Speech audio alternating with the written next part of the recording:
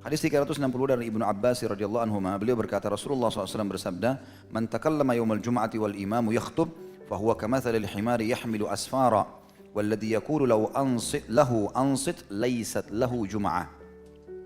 Hadis ini diriwayatkan Imam Ahmad dan sanadnya dengan sanadnya yang tidak bermasalah. Di sini ada sebagian ulama berselisih tentang masalah sahih atau dhaifnya hadis ini. Tapi umumnya hadis ini dipegangi oleh para ulama hadis karena sekali lagi dia tidak terlalu lemah dan juga dia tidak bentrok dengan hadis yang lebih kuat. Bahkan hadis yang lebih kuat mendukung itu.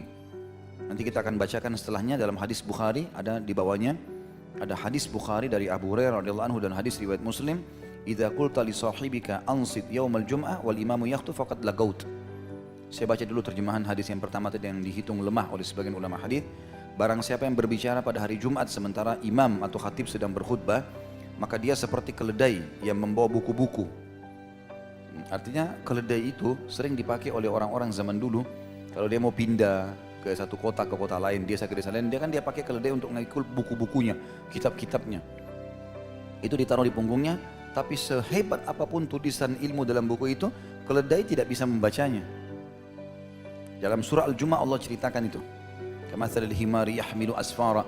Perumpamaan orang-orang ahli kitab yang tidak mau menerima kebenaran mereka seperti keledai yang memikul kitab-kitab tidak berguna bagi mereka, kitab Taurat dan Injil di tangannya.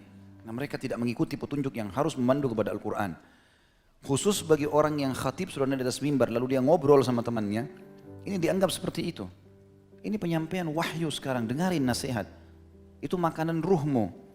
Kalau kita lapar teman-teman, kita makan nasi, kita haus, kita minum air, kita capek, kita tidur. Ini makanan dan suplainya badan, jasad. Jangan lupa badan kita terdiri, ini tubuh kita ini dari jasad dan ruh. Ruh juga butuh suplemen, butuh makanan, dan ini ilmu dia makanannya.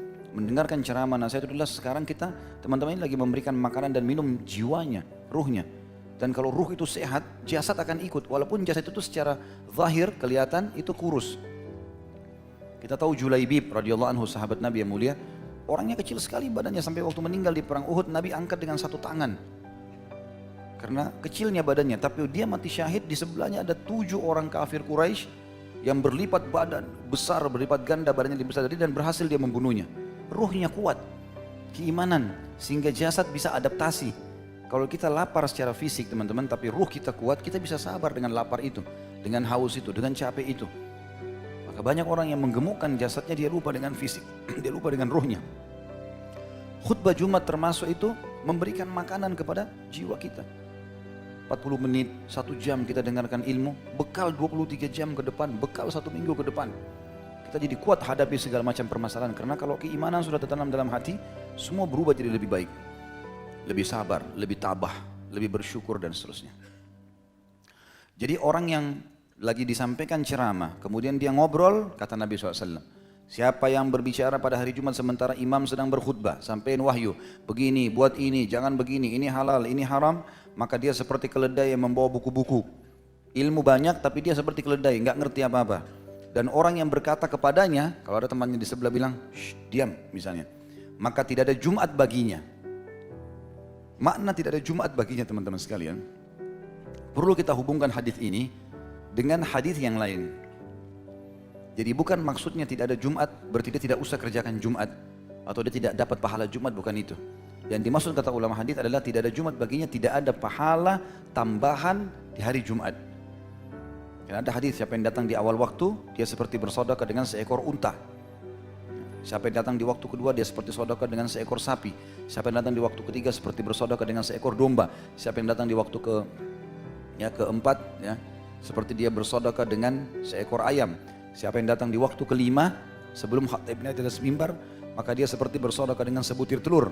Dan kalau khatib sudah naik di atas mimbar, maka para malaikat menutup buku mereka dan mereka ikut mendengarkan khutbah. Nah, kalau ada orang datang ke masjid, khutbah sudah dimulai, sah Jumatnya. Dia datang, dia dengar khatib, dia sholat Jumat sah, tapi dia tidak dapat ekstra pahala Jumat tadi. Bayangkan kalau kita seperti harus sedekah dengan seekor unta. Unta merah ini teman-teman harganya bisa ratusan juta. Seperti kita sedekah dengan sebesar itu hanya datang saja, lebih cepat. Tentu khilaf di antara ulama tentang masalah waktu-waktu ini ya. Mana yang lebih, waktu pertama itu kapan, waktu kedua itu kapan supaya kita bisa kejar pahala unta, pahala sapi, pahala kambing, pahala ayam. Yang jelas pahala telur iya, karena pahala telur kata Nabi SAW, siapa yang masuk ke masjid beberapa saat sebelum khatib naik atas mimbar itu pahala telur. Ya satu butir telur harga 2.000-3.000 rupiah kayak antum sedekah sebesar itu. Ya. Tapi kalau kita mau kejar yang besar-besar ini khilaf di antara ulama. Ada yang mengatakan untuk dapat unta dari subuh, sholat subuh Jumat, hadiri masjid tidak keluar sampai selesai Jumat. Baru dapat pahala unta. Ini pendapat. Tapi ada pendapat mengatakan tidak. Hikmah Allah dengan kemahamurahannya, Allah tidak tentukan waktu pertama untuk unta itu pada saat matahari begini dan begitu. Waktu kedua begini, tidak ditentukan. Kata para ulama ini hikmahnya karena Allah mau dengan kasih sayangnya kepada kita semua mendapatkan pahala maksimal. Bisa saja mungkin sejam sebelum khatib naik di atas mimbar masih dapat unta, bukan mustahil. Mungkin unta sama sapi cuma berselisih berapa menit saja, kita nggak tahu.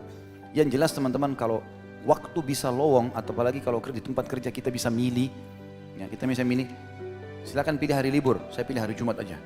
Udah hari Jumat kita fokus. Habis sholat duha, agak tenang, sudah mandi bersih, niatkan mandi Jumat, datang ke masjid jam 9, jam 10, udah dari awal baca surah Al-Kahfi, perbanyak baca salawat pada Nabi SAW, tunggu khatibnya, baca buku, dengarin ceramah, banyak bisa dilakukan. Banyak bisa dilakukan tentunya, jadi lebih baik dikerjakan. Dan insya Allah mudah-mudahan dengan pendapat yang mengatakan itu bisa didapatkan walaupun beberapa saat sebelum khatib dan mimbar, mudah-mudahan saja kita bisa mendapatkan. Yang jelas jangan sia-siakan. Itu makna teman-teman. Jadi jangan salah paham dengan kalimat Nabi SAW. Kalau ada yang bilang sama temannya yang lagi bicara, sementara khatib dan mimbar, kan dia sudah kehilangan Jumat. Dia dianggap seperti keledai yang membawa buku. Kalau ada yang bilang, diam, jangan ribut. Misalnya orang terima telepon, orang sibuk main HP sementara khatib di atas mimbar, dia nggak boleh tegur lagi orang di sebelahnya. Sebelum khatib naik boleh. Kalau dia tegur, dia pun kehilangan fadilah tadi. Misal dia datang dari habis subuh hari Jumat, kejar unta misalnya, atau 2 jam sebelum khutbah khatib, ya, dia sudah datang. Tapi begitu khatib di atas mimbar ada orang ngobrol, lalu dia tegur, maka hilang pahala dia tadi. Gitu kan? Jadi tidak usah ditegur, kalau dia bicara ya sudah, ya, itu urusan dia sudah. Yang boleh menegur teman-teman khatib. Ini banyak orang tidak paham. Jadi khatib khutbah Jumat boleh menegur. Nabi SAW pernah menegur ada sahabat, beliau lagi khutbah telat masuk. Begitu dia masuk, dia langsung mau duduk. Belum sholat tahiyat masjid. Kata Nabi SAW, sholatlah dulu, baru kamu duduk. Dan ringkaskan sholatmu. Dan ringkaskan sholatmu. Gitu kan? Jadi khatib boleh tegur. Misalnya ada orang di pojok sana ngobrol-ngobrol, Pak maaf yang sebelah sana jangan ngobrol dulu. Itu guru, khatibnya boleh. Kalau kita yang hadir jangan, karena kita kehilangan pahala. Ini kan? Alangkah baiknya juga kalau pengurus masjid sudah bisa membacakan sebelum khatib di atas mimbar, ada begini, supaya orang-orang semuanya itu untuk hadir dan khusyuk. Juga teman-teman, supaya tidak ngantuk pada saat khatib di atas mimbar, dari awal niatnya dalam hati, mau dengar khutbah, mau cari pahala. Jangan dari awal niatnya tinggalkan kantor atau tinggalkan rumah, nanti di masjid kalau khatibnya nggak bagus saya mau tidur. Jadi begitu masuk, suara khatibnya kecil, sudah hilang, ngantuk, tidur. Dan tidur di saat ibadah dari syaitan, termasuk di majelis ilmu. Yang mulai tunduk-tundukin kepalanya, hada a'udzubillahi minasyaitonir rajim. Kemudian hadis tadi yang kita bacakan tapi belum kita baca terjemahnya, hadis sahih Bukhari Muslim. Itu diriwayatkan Imam Bukhari nomor 16, Imam Muslim 583. Apabila kamu berkata kepada temanmu, diamlah pada hari Jumat sementara imam sedang khutbah, sungguh kamu telah berbuat hal yang sia-sia.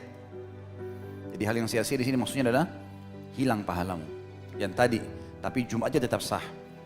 Jadi jangan sampai kita salah paham, ada orang yang dia tidak paham hadis ini, dia masuk masjid. Kemudian ternyata ada orang ngobrol di sebelahnya, dia lagi mau dengar khutbah, ini ribut.